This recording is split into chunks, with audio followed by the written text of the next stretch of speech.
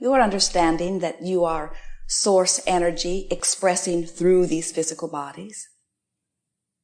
Your understanding that you are eternal beings, so much more than this one perspective. But oh, what a glorious experience it is when you allow your physical human personality to be vibrationally attuned to your source energy. It just does not get any better than that. And of course, you really can't stop that from happening. That just happens. In other words, you would not even be here if that were not happening. But you, who are beginning to understand what we have called science of deliberate creation, more recently, art of allowing, that you can control the degree to which you allow who you really are to flow. In fact, that's what allowing means. Allowing means how much of who I really am I allowing by my choice of thought to be present in this moment. When you're ornery, you're pinching some of it off. That's why you feel ornery. Really. When you're allowing who you really are to flow, you feel good. You feel as we feel. You feel clear. You feel sure. You feel invincible. You feel powerful. You feel eager. You feel adventurous. You feel kind. You feel willing. You feel compassionate. You feel understanding. You feel like giving others the benefit of the doubt. When you're edgy, when you're ornery, when you're feeling a little vulnerable, or when you're feeling defensive, when you're feeling guilty or blameful, when you're feeling fearful, these feelings are indications that you're pinching off who you are. And it's no wonder you feel bad. When you pinch off who you are, that's what feeling bad is. Instead of saying, I think I feel bad because you said such and such to me, or I think I feel bad because outside circumstances have happened in this way, we would like you to stop for a moment and say, oh, wait a minute. I feel bad for only one reason and one reason only. I feel bad because I'm not allowing who I really am to flow. And this is what it feels like when I pinch that off. We say, somebody should do something about that. And guess what? There is only one person who can. So, we have a new game for you to play. And the game goes like this. I've decided in my physical human form that I'm going to take complete, ultimate, only responsibility for everything that happens to me. I'm not ever again, it'll take a little getting used to, I'm not ever again going to blame somebody else for where I am, for how I'm feeling, for what's happening to me. Can you imagine if everyone would say, it's my job, my life is my job. So you don't blame your mate anymore, you don't blame your kids, you don't blame your parents, you don't blame your teacher, you don't blame circumstances. You say, I take full responsibility. The reason that this is ultimately so satisfying is because you have only ever always been the only ever always one who could only ever always do anything about anything in your life experience. Nobody else can do anything. In other words, asking someone else to change, even if they're willing, even if they can do it for 5 or 10 or 15 or 20 years, even if you can get somebody else to contain their behavior so that you will feel better, you are the only one ever that could do anything about it. And so when you stop and think about it and you think, let's talk about the uprising, the seemingly eternal uprising in the Middle East. Everyone thinking that somebody else should do something different. And nobody else willing to do it different for the other. And we say, can you imagine how peaceful and wonderful experiences could be if each individual would understand that, hey, I can do something. And what is it that we're asking you to do? We're asking you to choose any thought, any word, any action that allows who you are to come back in this moment. So, you are so angry at your mate or your mother or someone you work with, someone you work for. And they just seem to be ruining your life because they will not change their behavior. you do not seem to be important enough to them to change their behavior, which hurts your feelings a great deal. And then you discover, wait a minute, they don't have to change a thing in order for me to feel better. I can start looking for positive aspects. I can look for things within them that make me feel good. Oh, that's impossible, you say. There is so much that is bad and not much that is good. In fact, I haven't seen a glimmer of anything good for so very long. And we say, are there other subjects to which you could give your attention? Well, maybe. You say reluctantly. My dog. My dog is easy to love, or my cat. And we say, do whatever it takes to find something to be your object of attention. And as you give your attention to something that allows you to feel good, you've done something about this relationship that was bothering you. In fact, if you will make it your work to feel good, every relationship that you have will be one that pleases you. Now that's offensive to some of you because you've been holding others as being responsible for you feeling good for so long that it's sort of hard to let loose of that. It's sort of hard to let them be whatever they need to be while you selectively choose whatever it is that you need to choose to feel good. And we know, friends, it would be a lot easier for you to do this if they'd learned it first.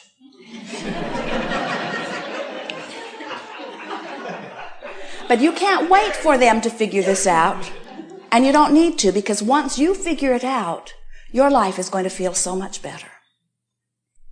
It does not matter how many aspects of whatever it is you are giving your attention to that's making you feel bad. It does not matter how many negative aspects there are. It is our absolute knowing that in there somewhere are some positive aspects.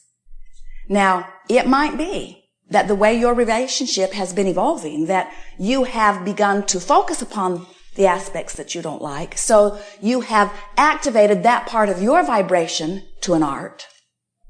So that when you come together with this person or these people, that what they mostly show you is that part that is most active in your vibration. Did you hear that?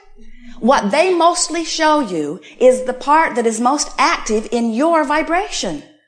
It's such a wonderful thing. Did you hear that? What they keep showing you is the part of them that is most active in your vibration. And all this time you thought it was their doing. It is the part that is most active in your vibration. That's why when we say to you, somebody should do something about it. The person that we're always talking about is you, not them, you. Because oh, we know they could stand on their head and they could work really hard to only show you things that would please you. But you know, you're sort of fickle in what you want from moment to moment. And they're outside of your emotional guidance system. They've got to find ways of pleasing you based upon the letters that you've written or the prenuptial agreements that you've signed or the arguments that you've had where you've come to, I promise I will never do that again. In other words, it's so awkward when you try to control the way you feel by controlling their behavior from the outside. We've never seen it work, not for very long. That's why it's easier to just keep moving to a new relationship where you have not activated in you the negative aspects of them. A new relationship is easier because you don't know much about them until you have that dinner when you say, tell me about yourself.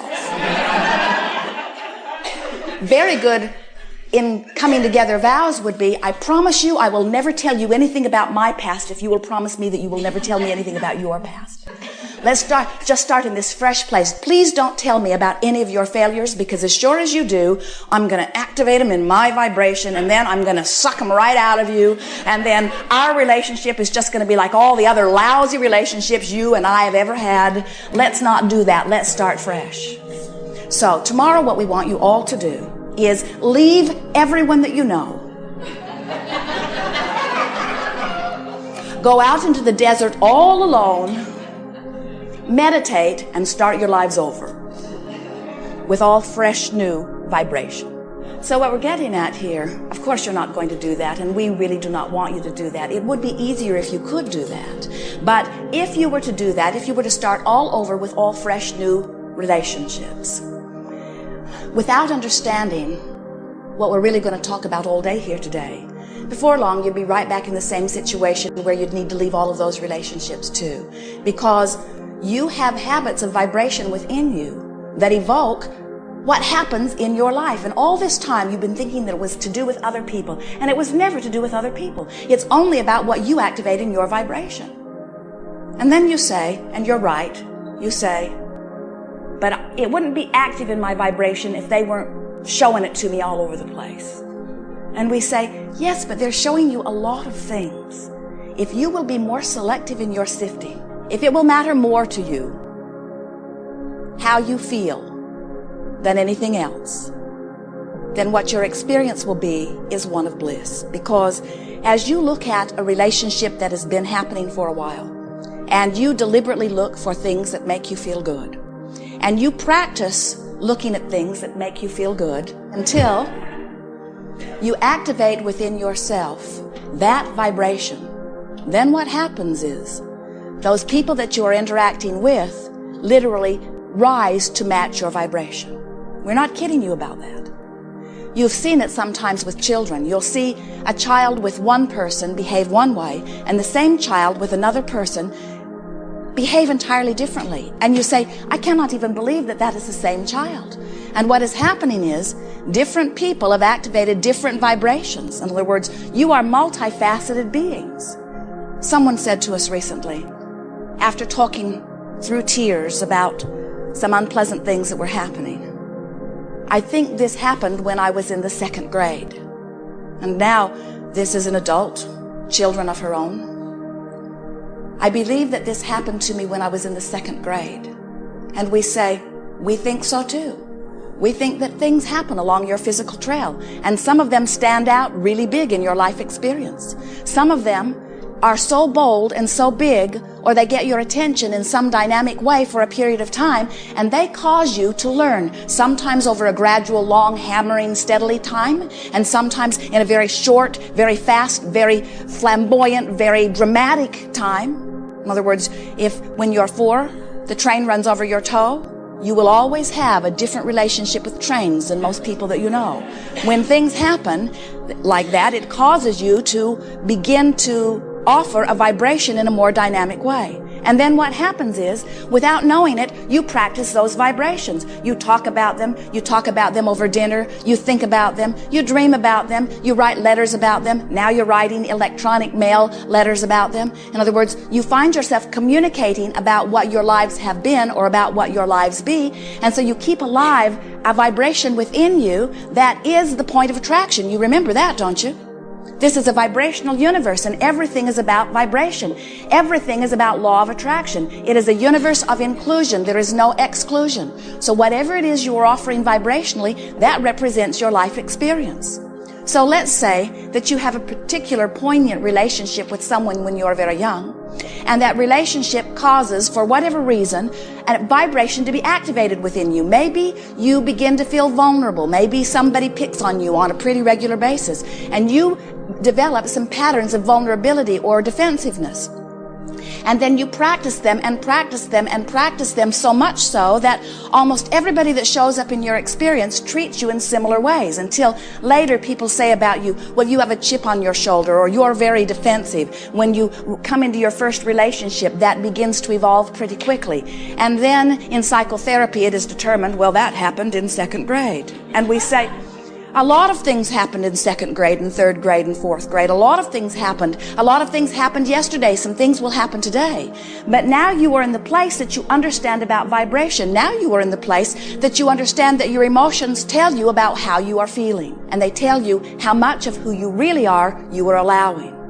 So when you get this straight in your mind, that when you are allowing who you really are, you feel eager, you feel sure, you feel powerful, you feel adventurous, you feel healthy, you feel vital and alive, you feel well. You are source energy pouring through these physical bodies. And anything less than that is you pinching it off a little bit, then it's pretty easy for you to begin to guide yourself into thoughts and words and actions that feel good while you're thinking them, because as you are feeling good, then you are in the vibrational place of allowing who you really are to pour through you. It is so much fun to watch our physical friends coming back consciously and deliberately into their own power.